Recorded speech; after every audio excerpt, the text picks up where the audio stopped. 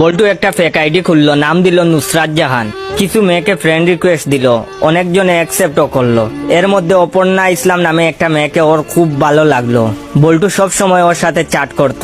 ওর আসল পরিচয়টা না বলেই তো আস্তে আস্তে ওর সাথে অনেক ভালো ফ্রেন্ডশিপ করলো। একদিন তারা দেখা করার সিদ্ধান্ত নিল। বল্টু অপর্ণা ইসলামকে অনেক ভালোবেসে ফেলেছিল।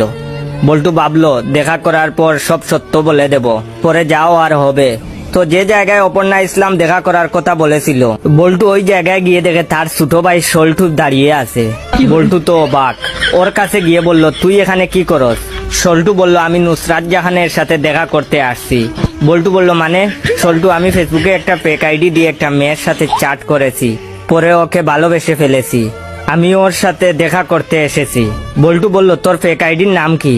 তখন তার ছোট ভাই বলল, অপর্ণা ইসলাম। বল্টু এই কথা শুনে তো বেহুশ।